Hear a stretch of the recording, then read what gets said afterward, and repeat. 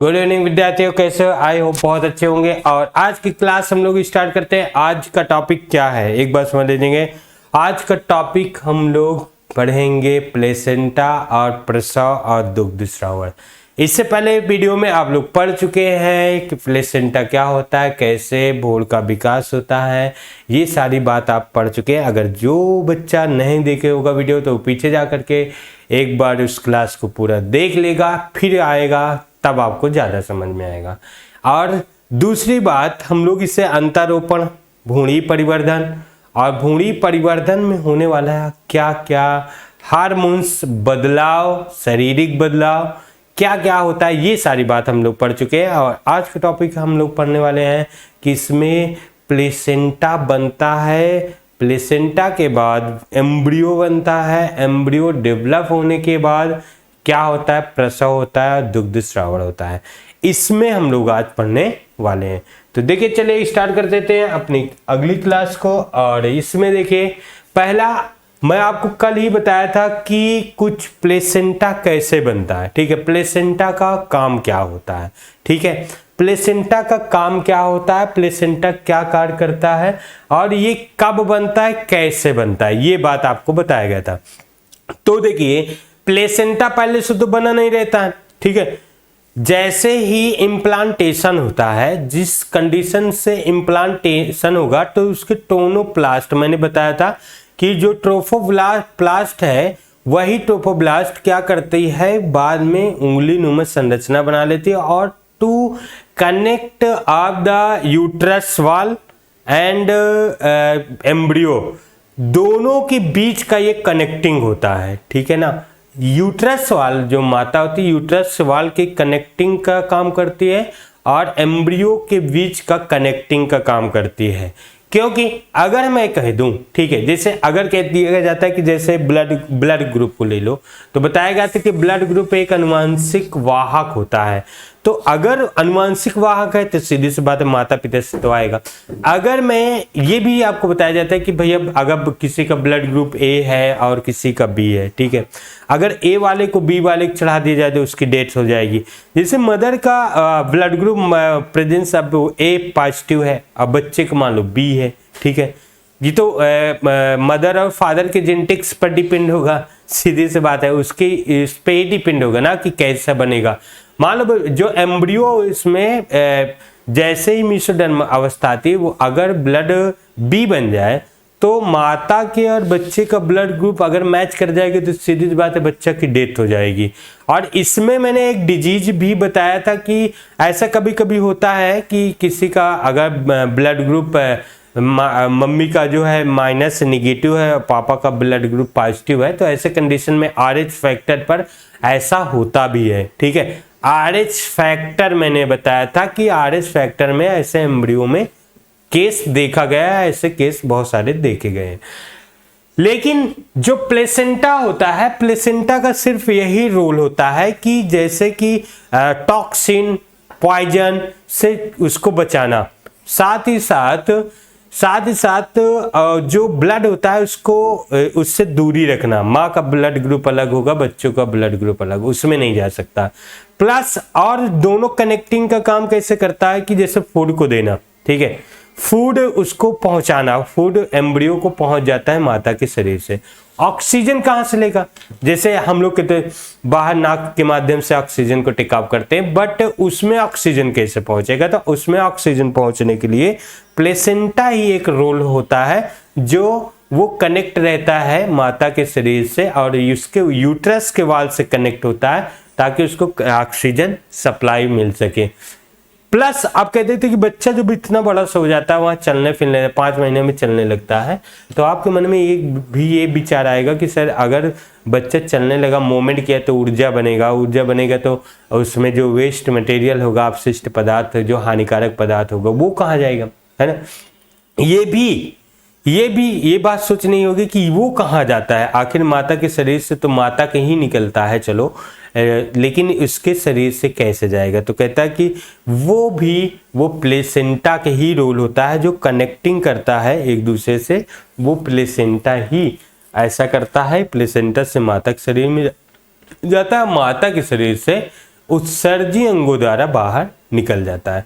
तो इसमें हम लोग सभी रोल को बारी बारी से समझेंगे, एक एक रोल को, कि किसमें हम लोग प्लेसेंटा का रोल क्या है, फिर प्रसव क्या है, वगैरह वगैरह। और मेन इसमें जो आपको याद करना है वो हार्मोन्स से याद करना है कि कौन सा हार्मोन्स का रोल क्या होता है। ठीक है, हार्मोन्स का रोल आएगा।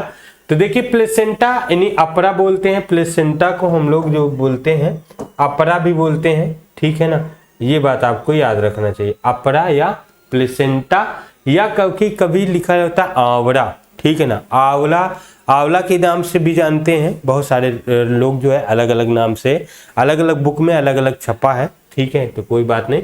कह रहा भ्रूण, भ्रूण मैंने एम्ब्रियो होता है। मैं आपको पहले से बताया था कि जो एम्ब्रियो है वो कैसे बनेगा, तो मैंने आपको बताया था भैया कि जो एम्ब्रियो है वो ट्रोफोब्लास्ट और इनर मास सेल, ये है इनर मास सेल। ठीक है ना, इनर मास सेल होगा। ठीक है, और इनर मास सेल के बाद यहाँ पे होगा ट्रोफोब्लास्ट ये सेल, और बीच में इसकी कैविटी होगी, यानी इसको हम लोग कैविटी बोलेंगे, और इसी में तरल पदार्थ होगा।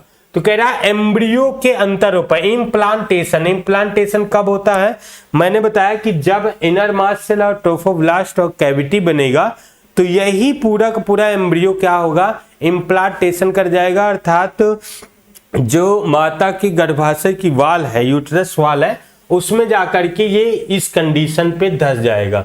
ठीक है ना, जिसे हम लोग मोरूला बोलते हैं। मोरूला के फेज, मोरूला के बाद तुरंत फेज आती है इनर मास सेल की और ट्रोफोब्लास्ट की। तो कहता है अंतरोपण के बाद जो ट्रोफोब्लास्ट होता है में अंगुली जैसी संरचना बनती है, फिंगर लाइक। मैं कल आपको बताया था कुछ ऐसी स्ट्रक्चर होगा जैसे ये यूट्रस की वाल है, और ये यूट्रस की वाल मान लो इतनी मोटी है। ठीक है ना, ये यूट्रस की वाल मान लो इतनी मोटी हो गई। ठीक है, अब इसी में ये धंसने का काम करेगा। कैसे करेगा, तो ये फिंगर लाइक स्ट्रक्चर बना लेगा, अर्थात कुछ सेलें जो है इसमें बढ़ने लगेगी। जैसे ऐसे देख देते हैं कि ये जो है ट्रोफोब्लास्ट ऐसे रहेगा और फिंगर लाइक स्ट्रक्चर ऐसे इसमें धंसने लगेगा। ठीक है, तो कुछ फिंगर लाइक स्ट्रक्चर बनाएगी और फिंगर लाइक स्ट्रक्चर बना करके उसके वाल में धंसने लगेगा। अभी देखो, अभी जैसे मैंने बोला कि इनर मास सेल है, ये इनर मास सेल है, तो इनर मास सेल से ही और ट्रोफोब्लास्ट से ही ये दोनों आपस में क्या करेगी, ये दोनों ट्रोफोब्लास्ट और इनर मास सेल दोनों ये धंसने लगेगी इसके अंदर, तो इम्प्लांटेशन होगा। तो कहता है कि ट्रोफोब्लास्ट की संरचना उंगली जैसे बन जाती है, जिसमें हम लोग बोलते हैं कोरियोनिक विलाई। क्या बोलते हैं, कोरियोनिक विलाई। कोरियोनिक विलाई क्या है, इस बात पे आप फोकस करें। कोरियोनिक विलाई मतलब जो फिंगर लाइक स्ट्रक्चर बन जाती है, उसमें उसके वाल पे जो यूट्रस की वाल होती है उसमें फिंगर लाइक स्ट्रक्चर बन करके, अब फिंगर लाइक स्ट्रक्चर कैसे बनेगी, उसमें सेल डिवीजन होगा, ऐसे नहीं होगा, सेल डिवीजन होगा। सेल डिवीजन होकर के उसमें यूट्रस की वाल में धंसने लगेगी। जब वो धंसने लगेगी तो भी उसी कंडीशन को या उस स्ट्रक्चर को हम लोग कोरियोनिक विलाई बोलते हैं। क्या बोलते हैं, कोरियोनिक विलाई। फिर कहते हैं गर्भाशय के ऊतक और मातृ रक्त से आच्छादित होने लगते हैं। अब साथ ही साथ कहते हैं जो गर्भाशय की टिश्यूएं होती हैं, ये जो फिंगर लाइक स्ट्रक्चर ट्रोफोब्लास्ट बनाती है। जैसे मेरा हाथ है, पहले ऐसे कर दो, फिर मैं अपने हाथ को फिंगर ऐसे कर दूं और किसी में ऐसे धंसा दूं। ठीक है ना, जैसे किसी चीज में ऐसे धंसा देता हूं, मेरी उंगली उसके अंदर प्रवेश कर गई, तो मेरी उंगली को जो यूट्रस की वाल है वो तेजी से आच्छादित करने, मतलब लेयरिंग बना लेती है। जैसे ही लेयर बनाएगी, सुनना, जैसे ही इसके ऊपर लेयरिंग बनाएगी, जैसे लेयर बन जाएगा उसके साथ साथ ब्लड वेसल्स भी आच्छादित हो जाती है, मतलब कि अब उसको न्यूट्रिशन भी मिलने लगता है। किससे, कि वो हो जाएगी माता की यूट्रस की वाल से उसको पोषण भी मिलने लगेगा। तो यहाँ पे न्यूट्रिशन की बात कर लेते हैं, न्यूट्रिशन भी इसको मिलने लगता है उसकी वाल से। अब देखो, जब न्यूट्रिशन मिलेगा तो भैया सीधी सी बात है कि एम्ब्रियो डेवलप तो करेगा ही। ठीक है, तो अब इसके साथ साथ क्या होता है, रक्त वाहिनियां भी आच्छादित हो जाती है, रक्त भी आ जाती है और इसमें ऊतकें भी आ जाती है और ये धंस जाती है।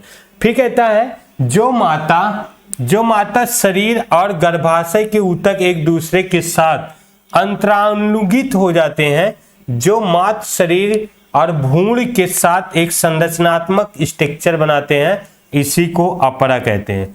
अब देखो, ये जो अपरा होता है वास्तव में कैसे होता है, वास्तव में अगर मैं कहूं कि ये जैसे अपरा है तो ये कैसे बनेगा, ये जो है एम्ब्रियो हो जाता है ऐसे, ठीक है।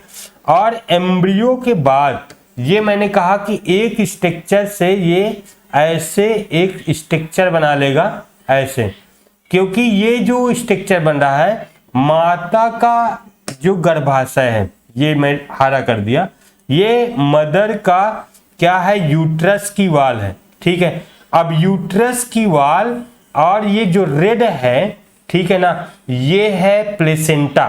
तो इनके दोनों के बीच देखना, इनके दोनों के बीच कनेक्टिंग का काम हो जाता है, ठीक है। और बीच में जो है वो है एम्ब्रियो, ठीक है। साफ साफ दिख रहा है कि जो रेड वाला है ये प्लेसेंटा है और प्लेसेंटा में के अंदर एम्ब्रियो है, ठीक है, या फेटल बोलते हैं, या फेटल भी बोल सकते हैं, फेटल। और जो ग्रीन कलर में है, देखो जी, जो ग्रीन कलर में इसको बनाया, ये है यूट्रस की वाल, इसमें धसी होती है, ठीक है।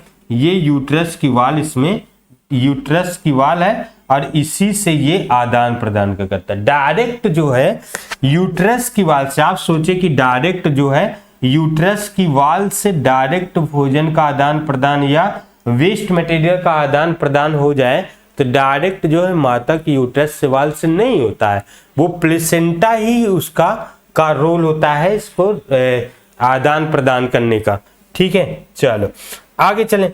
अब देखिए, जैसे इसमें अलग अलग स्ट्रक्चर बनाया गया है, ठीक है।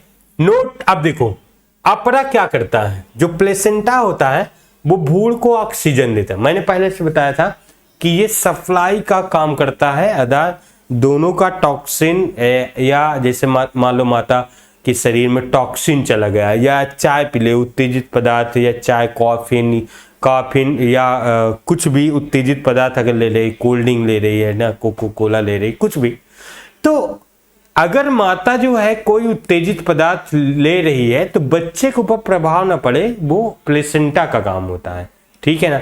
बच्चे को प्रोटेक्शन करने का काम, फेटल को प्रोटेक्ट करने का काम क्या होता है, प्लेसेंटा होता है। तो जैसे मैंने कहा ऑक्सीजन तथा पोषण की आपूर्ति, ठीक है। ऑक्सीजन की भी पूर्ति करती है। ऑक्सीजन कैसे मिलेगा, वहां तो बच्चा वो डायरेक्ट वातावरण में तो है नहीं, ठीक है। ऑक्सीजन की पूर्ति, पोषण यानी फूड लेगा, ठीक है। फूड में क्या लेगा, एनर्जी लेगा उससे, ठीक है। फूड में जो माता खाती है उसके साथ साथ उसको भी मिल जाता।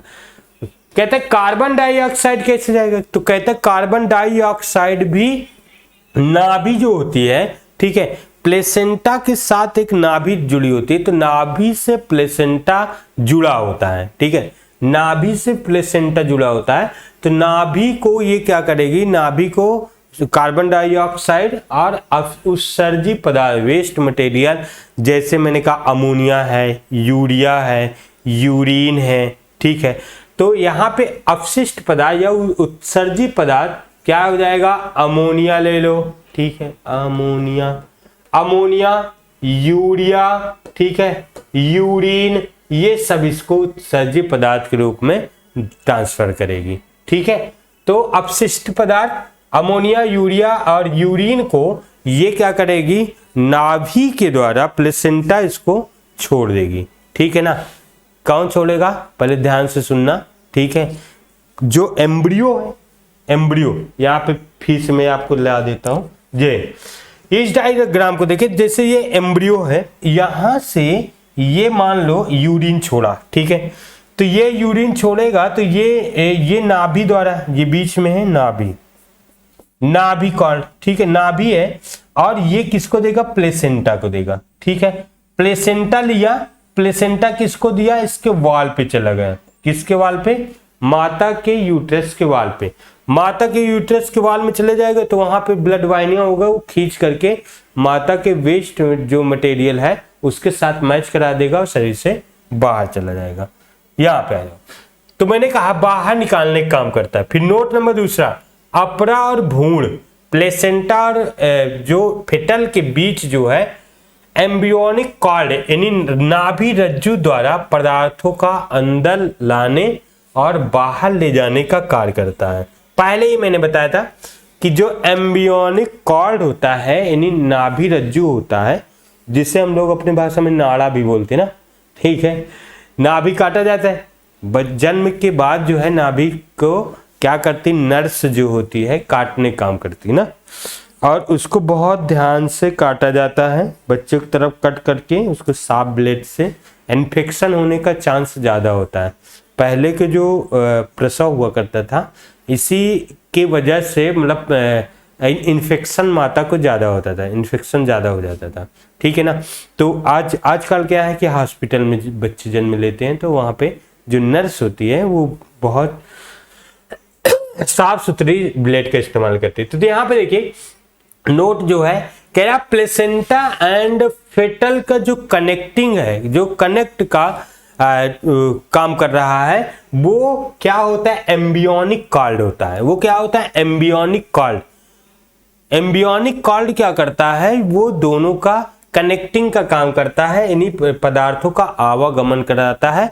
प्लेसेंटा का अलग रोल है और एम्ब्रियोनिक कॉर्ड का अलग है। एम्ब्रियोनिक कॉर्ड सिर्फ पदार्थों का आवागमन का काम करता है। प्लेसेंटा क्या होता है, प्लेसेंटा अपशिष्ट पदार्थ या oxygen, carbon dioxide, food material को लेकर के वो क्या करता है, एम्ब्रियोनिक कॉर्ड में भेजता है, या तो स्टोर किए रहता है या तो माता के शरीर में भेज देता है, ठीक है ना। उसका रोल अलग होता है और एम्ब्रियोनिक कॉर्ड का रोल अलग होता है, ठीक है। चलो नोट अगले जाते हैं। अपरा के अंतःस्रावी कह रहा है प्लेसेंटा साथ ही साथ कुछ अंतःस्रावी ग्रंथि की तरह कार्य करता है। अंतःस्रावी ग्रंथि की तरह कार्य करने का मतलब कि ये कुछ हार्मोन सिक्रेट करता है। क्या सिक्रेट करता है, हार्मोन्स, ठीक है ना।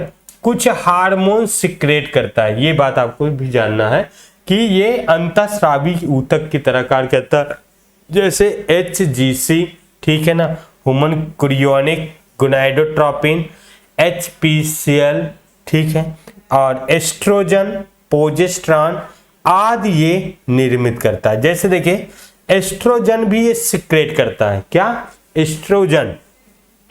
तो ये दोनों एस्ट्रोजन प्रोजेस्टेरॉन क्या होते हैं, हार्मोन्स, हार्मोन्स, ठीक है ना। ये क्या होता है, हार्मोन्स होता है। तो ये हार्मोन्स भी सिक्रेट करते हैं। ये कौन सिक्रेट करता है, अपरा भैया, प्लेसेंटा, ठीक है ना। क्योंकि एस्ट्रोजन और प्रोजेस्टेरॉन आप लोग पढ़े कि एस्ट्रोजन ओवरी सिक्रेट करता है। इससे पहले हम लोग पढ़े थे कि जो एस्ट्रोजन और प्रोजेस्टेरॉन हार्मोन्स होता है वो कौन सिक्रेट करता है, तो हम लोग कहते हैं कि ओवरी होता है, ऐसे बोल देते ना। क्योंकि मैं वहां पे बताया था कि जब जो GnRH हार्मोन्स होता है वो कहाँ सिक्रेट होता है, हाइपोथैलेमस से, ठीक है। याद है कि भूल गए, यदि याद है तो आप देखो, मैं वहां पे आपको बताया था कि जो हाइपोथैलेमस ग्लैंड है वो GnRH हार्मोन सिक्रेट करता है। वो GnRH जो हार्मोन्स होता है वो जाता है पिट्यूटरी ग्लैंड में। पिट्यूटरी ग्लैंड को वो एक्साइटेड करता है। कौन सा hormones, GnRH hormones pituitary gland को क्या करता है, उत्तेजित करता है।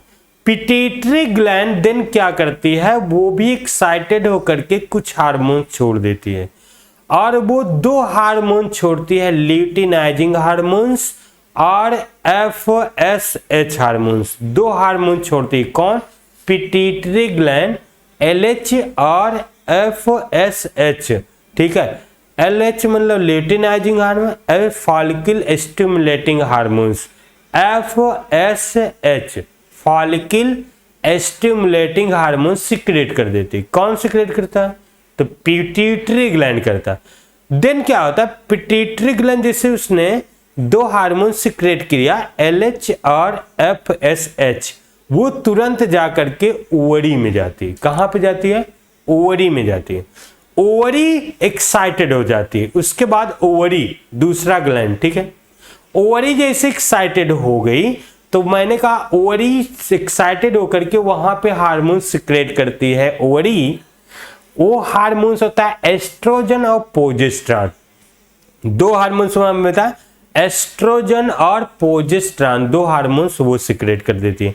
तो एक लंबा मतलब एक साइकिल चलता रहता है, ठीक है, इसका एक लंबा साइकिल। तो बहुत सारे बच्चे यही याद कर लेंगे कि सर ओवरी जब LH और FSH हार्मोन सिक्रेट होता है पिट्यूटरी ग्लैंड से, तो वो ओवरी को एक्साइटेड करता है।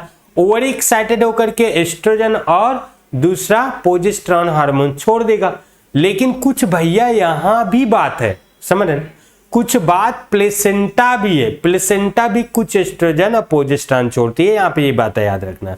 दूसरी बात, प्रोजेस्टेरॉन हार्मोन्स जो है हम लोग कहते हैं कार्पस ल्यूटियम ज्यादा छोड़ती है। कौन छोड़ती है? Corpus luteum. अब देखो कार्पस ल्यूटियम क्या होता है, मैंने आपको बताया था कि कार्पस ल्यूटियम तब हम बोलते हैं जब फॉलिकल ग्राइफिन फॉलिकल से ओवम का विमोचन होता है। ये सारा चीज बताया, ओवम का विमोचन जब ग्राइफिन फॉलिकल कर देता है, ओवम निकलता है, तो शेष बचा जो सेल होता है उसको हम लोग कार्पस ल्यूटियम बोलते हैं। क्या बोलते हैं? Corpus luteum. शेष बचा सेल को, ध्यान दीजिएगा, शेष बचा सेल को कार्पस ल्यूटियम बोले थे। वो प्रोजेस्टेरॉन छोड़ता है, वहां भी आपको समझना है कि वो भी प्रोजेस्टेरॉन छोड़ता है। और यहां भी समझना है आपको कि देखिए, यहां भी आपको समझना है कि अपरा से एस्ट्रोजन हार्मोन्स और प्रोजेस्टेरॉन भी सिक्रेट होता है। ये बात आपको सोचना। दूसरी बात कह दूं, HGC और HPL रिलैक्सिन हार्मोन्स और के संवरता की स्थिति में उत्पादित होती है।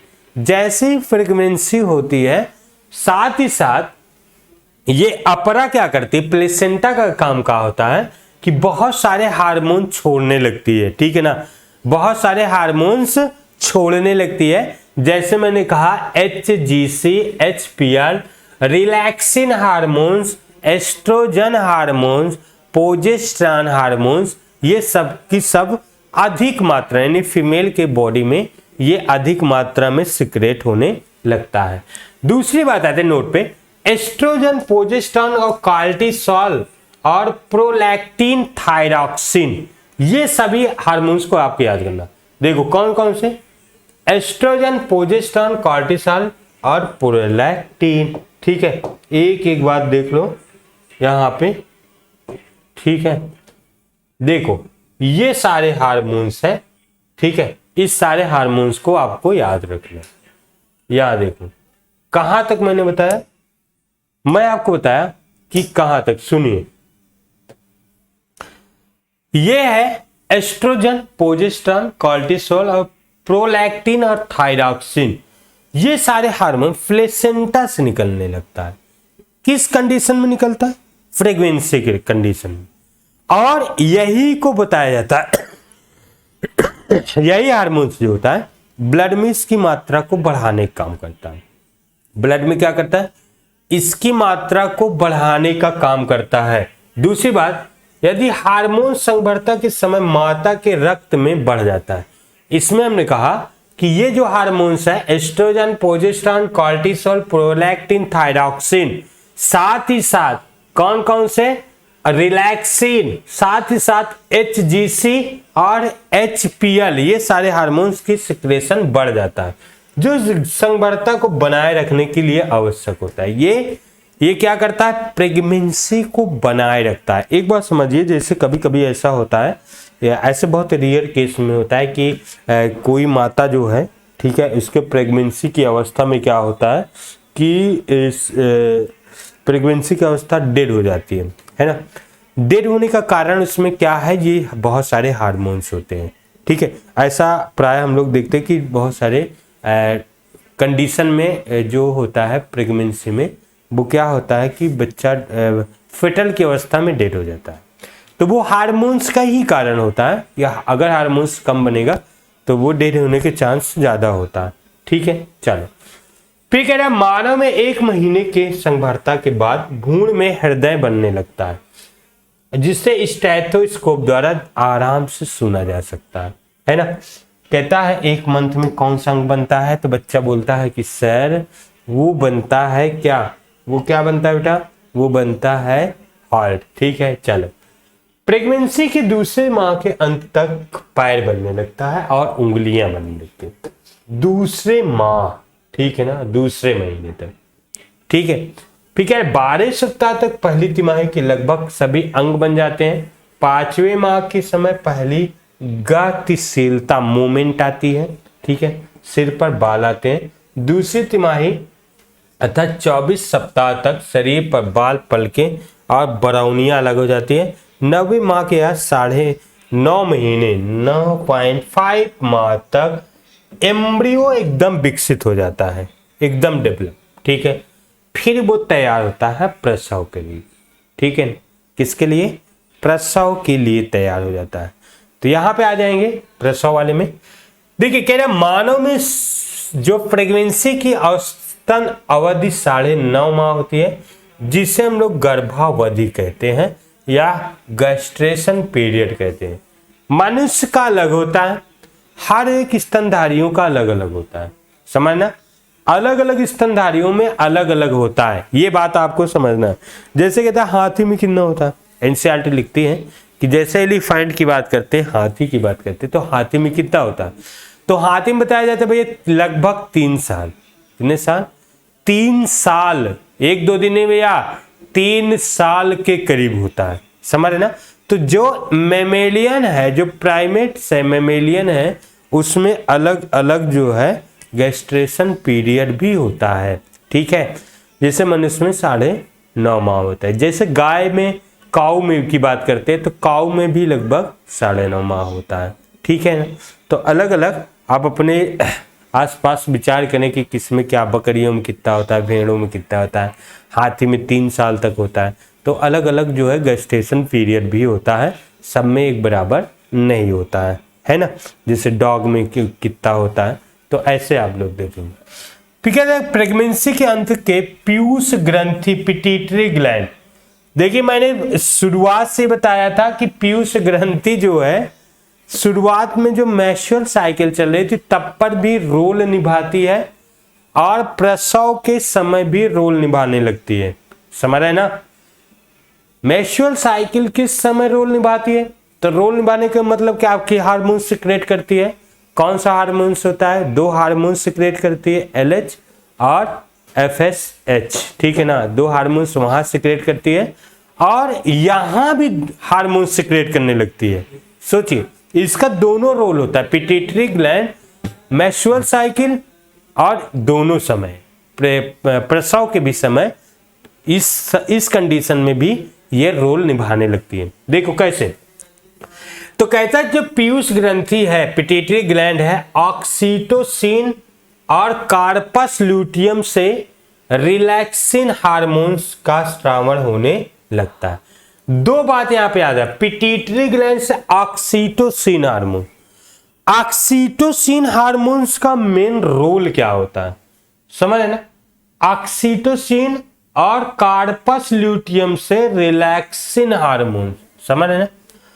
कार्पस ल्यूटियम से रिलैक्सिन, कार्पस ल्यूटियम मैंने कहा जो लुट चुका हो, जो लुट गया है, कैसे लुट गया है, ओवम से लुट गया है।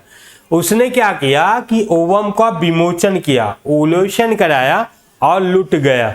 तो कहता है जो लूटा हुआ सेल है उसे कार्पस ल्यूटियम बोलते हैं। ठीक है, और वो रिलैक्सिन हार्मोन छोड़ने लगती है और पिट्यूटरी ग्लैंड ऑक्सीटोसिन हार्मोन। ये 2 हार्मोन्स का जो रोल है वो अलग अलग इनका रोल भी है। ठीक है ना, और कभी कभी ऐसा होता है कि ये हार्मोन्स रुक रुक करके सिक्रेट होता है और यही माता के प्रसव का दर्द की अनुभूति कराता है।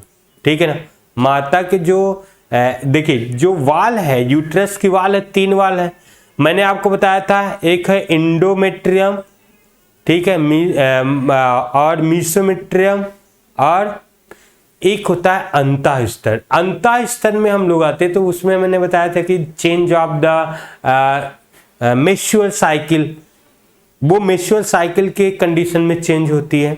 ठीक है, बट जिसके मध्य स्तर होता है, मध्य पेशी स्तर होता है, वो कब चेंज होती है, तो वो होता है प्रसव के समय। ठीक है, वहीं पे मैं बताया था कि इसकी जो वाल है अलग अलग रोल निभाती है। रोल देखिए अब इसका आ गया, तो कहता है कि ऑक्सीटोसिन हार्मोन्स, ऑक्सीटोसिन हार्मोन, ठीक है, ये करता क्या है, पिट्यूटरी ग्लैंड से निकल करके और कार्पस ल्यूटेयम रिलैक्सिन हार्मोन छोड़ता है। ये कहते हैं गर्भाशय यूट्रस के संकुचन करता है, यूट्रस को संकुचित करता है, जिससे बच्चे के जन्म होने लगता है। तो यूट्रस में कौन सी वाल जो सबसे मोटी है उसे हम लोग क्या कहते हैं, अंतः पेशी स्तर। तो वो उसको संकुचित करती है, जिससे बच्चा पुश होता है, आगे की ओर निकलता है। तो हार्मोन्स जरूरी है यहाँ पे याद रखना। कौन सा हार्मोन्स, ऑक्सीटोसिन और रिलैक्सिन हार्मोन। कौन सा हार्मोन जी, तो दो हार्मोन्स आपको जरूर याद रखना है, रिलैक्सिन और ऑक्सीटोसिन। ऑक्सीटोसिन हार्मोन्स कहां से निकलता है, तो वो आप कहेंगे पिट्यूटरी ग्लैंड यानी पीयूष ग्रंथि से निकलता है। ठीक है, किसको प्रभावित करता है, किस आर्गन, तो यूट्रस की वाल को प्रभावित करता है। सारा क्वेश्चन आपको पता होना चाहिए, फिर जैसे क्वेश्चन चाहे जैसे पूछे, चाहे जिस तरह पूछे आप बता देंगे, है ना। ऑक्सीटोसिन हार्मोन्स क्या है, कहां से निकलता है, ठीक है, पिट्यूटरी ग्लैंड से निकलता है, इसका रोल क्या होता है, ये क्या करता है, ये यूट्रस की वाल में संकुचन उत्पन्न करता है, जिससे बच्चा पुश होकर के आगे निकलता है।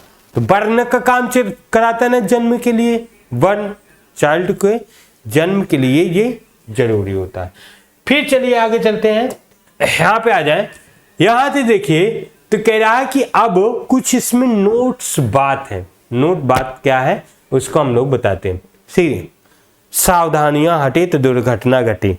ठीक है, पहले के प्रसव में ऐसे बहुत सारे इन्फेक्शन हुआ करते थे, लेकिन अब के प्रसव जब मेडिकल लाइन इतना ज़्यादा हो गया है तो कुछ इसमें बीमारियां या इन्फेक्शन से बचाया भी जा सकता है, जिसे हम लोग अलग अलग जो है सिरेंजों का इस्तेमाल करके, अलग अलग कटर के इस्तेमाल करके किया करते हैं। नोट देखिए, नोट नंबर, शिशु गर्भाशय से नाभि नाल द्वारा जुड़ा रहता है। मैंने कहा एम्ब्रियोनिक कॉर्ड द्वारा जुड़ा होता है। एम्ब्रियोनिक, देखो एम्ब्रियोनिक कॉर्ड है, ये क्या है, एम्ब्रियोनिक कॉर्ड। अब प्लेसेंटा जैसे बच्चा पुश होकर के आगे निकलता है, तो प्लेसेंटा क्या करेगी, प्लेसेंटा भी तो निकलेगा। तो ये प्लेसेंटा से टूट करके, अगर एक मैं कहूं कि बच्चा प्लेसेंटा में लगा ही रहे, है ना, अगर प्लेसेंटा और उसके वाल, यूट्रस की वाल एक साथ लगी ही रहेगी, तो क्या बच्चा कभी भी बाहर आ सकता है? कभी नहीं आ सकता भाई। क्यों आएगा? कभी नहीं आएगा, है ना। तो जैसे ही हार्मोन सिक्रेट होता है, जैसे उसका समय पूरा हो जाता है, हार्मोन सिक्रेट होता है और उसकी वाल संकुचन करके ये सब इसको तोड़ने का काम करती है। समझ रहे ना, ये सब क्या करती, तोड़ने का काम करती है। यहां से ये टूट जाता है और ब्लीडिंग होने लगती है। समझ ना, ये ब्लीडिंग करने लगती है। अब बच्चा घूम करके अब आगे की ओर आता है। तो यहाँ पे मेन रोल एम्ब्रियोनिक कॉर्ड पर है। देख, इन्फेक्शन का काम एम्ब्रियोनिक कॉर्ड ही करता है, तो जुड़ा रहता है और कह रहा है तंत्र से शिशु की ओर धागे से बांध करके निर्जित ब्लेड से काट दिया जाता है। शिशु की ओर, जैसे बच्चा बाहर निकलता है तो वो जो नाभि होती है उससे वो जुड़ा होता है। नाभि अलग नहीं होती, माता के नाभि से और प्लेसेंटा से वो अभी भी जुड़ा होता है। तो वो बच्चों की तरफ धागा होता है, क्योंकि माता के शरीर की तरफ से तो कोई मतलब नहीं, क्योंकि वो टूट गया है वाल, अब वो माता के शरीर से बाहर ही निकल जाएगा। ठीक है, ब्लीडिंग के माध्यम से ऐसे। लेकिन जो बच्चा होता है, बच्चे की तरफ जो है धागे से बांध दिया जाता है। ठीक है ना, धागे से बांध दिया जाता है, धागे से बांध करके उसको कट कर देते हैं। ऐसा क्यों करते हैं? क्योंकि अगर बच्चों की तरफ नहीं बांधा जाएगा तो इन्फेक्शन फैल सकता है। समझना, इन्फेक्शन का कारण होता है। तो बच्चे की तरफ बांध करके फिर ब्लेड से काट दिया जाता है। दूसरा, प्रसव के बाद एम्ब्रियन कोरियन अपरा गर्भाशय से पृथक होकर बाहर निकल जाता है। अरे भैया, जैसे हम लोग वो देखे होंगे, हम लोग जैसे देखे होंगे कि कभी आप ऐसे देखते होंगे कि बच्चे के जैसे जन्म होता है, जैसे काऊ है या भैंस है या बकरी है, जैसे ही जन्म होता है, जन्म होने के बाद क्या होता है कि ध्यान सुने, जन्म होने के बाद क्या होता है, बाद में अफरा निकलता है ना, आवर, आवर के रूप में, जैसे बोलते गांव में आवर, आवर के रूप में कुछ निकलता है। तो वास्तव में वो क्या होता है, एम्ब्रियोनिक कॉर्ड होता है ना, नाभि होता है, प्लेसेंटा होता है, यही सब निकल करके बाहर निकल आता है। ठीक है, फिर इसको क्या किया जाता है, इसको बहुत सुरक्षित स्थान पे दबा दिया जाता है। क्यों दबाया जाता है, देखिए एक बात और समझ लेंगे, क्योंकि जैसे देखिए, जैसे भैंस या गाय जो है बच्चे को जन्म देती है, गाय भैंस बच्चे को जन्म देने के बाद क्या करती है कि उसमें जो आवरा निकलता है उसको ऐसे प्लेस पे दबाया जाता है ताकि उसको कोई जानवर खा ना पाए। क्योंकि जानते हो ऐसा क्यों होता है, ऐसे कहते हैं, देखो इंडिया के लोग बहुत दार्शनिक होते, कहते हैं दोष होता है, दोष की बात खत्म करिए, दोष की जो बात है वो है ही है, परंतु सबसे बड़ी बात ये होता है कि वो डाइजेस्ट नहीं होता। अगर किसी के जानवरों के आंतों में वो चला जाएगा तो डाइजेस्ट नहीं होगा और इन्फेक्शन का कारण बन जाएगा। जैसे मांसाहारी जो जंतु होते हैं उसको वो खाने का काम करते हैं, मांसाहारी जंतु खाएंगे, अगर मांसाहारी जंतु उसको खाते हैं तो उसके आंतों में वो आंवला जो होता है फंस जाता है और वो किसी भी प्रकार से डाइजेस्ट नहीं हो सकता है, किसी भी प्रकार से उसके डाइजेस्ट के लिए कोई एंजाइम नहीं होता है, तो वो उसके आंतों में फंस जाएगा और इन्फेक्शन होगा, मर जाएगा। तो इसलिए सर्वप्रथम जो पुराने लोग हैं उनको बहुत अच्छी तरीके से क्या किए कि उसको कहीं ना कहीं सुरक्षित स्थान पर गाड़ने का काम कर दिए कि वो डाइजेस्ट हो जाए या नष्ट हो जाए, ताकि कोई जानवर उसको खा ना पाए और इन्फेक्शन ना हो पाए। और इसीलिए उसको डर के मारे इंसान को एक रूप दिया गया कि इससे दोष होता है। क्या होता है, दोष, क्योंकि दोष में इंसान मान जाता है, अगर ऐसे जबरदस्ती करेंगे तो जबरदस्ती नहीं मानेगा दोस्त, तो इसलिए उसका एक नाम दे दिया गया कि भैया इसको करने से दोष होता है और इस तरह उसको दबा दिया जाता है। चलिए आज की क्लास इतना ही रखेंगे और आज क्लास यही तक, और कल हम आते हैं तो कल एक्सरसाइज इसका होगा, क्योंकि ये लेसन खत्म हो चुका है। अब बच्चा शेष जो है एक्सरसाइज, एनसीईआरटी के सारे क्वेश्चन आप लोग करके आइएगा। जो क्वेश्चन होगा उसको मैं पूरा डिटेल से समझाऊंगा, लेकिन आप लोग इससे पहले इस वीडियो को देख करके पूरा एक बार क्वेश्चन आंसर जरूर कर लीजिएगा। और फिर नेक्स्ट टर्म आता हूँ तो एक्सरसाइज, ठीक है, अभ्यास जितना भी क्वेश्चन होगा सारे पे बात होगी, सारे क्वेश्चन लेकर के आएंगे। आप लोग भी तैयार रहिएगा एकदम क्वेश्चन आंसर करने के लिए। और साथ ही साथ मैंने कहा कि आप लोग क्या करेंगे, करके पहले आएंगे, ठीक है, ताकि जो क्वेश्चन नहीं आता है उसी पे हम लोग डिस्कस करेंगे, बहुत सारे क्वेश्चन पे डिस्कस नहीं होगी, ठीक है। और जो लॉन्ग टाइप क्वेश्चन होगा वो लॉन्ग टाइम में बताऊंगा कैसे लिखा जाता है, उसको कैसे बढ़ा करके लिखेंगे, ये सारी बात। और जो भी डायग्राम होगा, डायग्राम में भी आपको रुचि होनी चाहिए बनाने के लिए, क्योंकि यहाँ तो मैं बना दूंगा, आप खुद को बनाना पड़ेगा। तो डायग्राम तो आपको निश्चित बनाना है, ठीक है। इसमें 4-5 डायग्राम आता है 100%, तो उसको याद करिएगा। चलिए सभी को बाय बाय।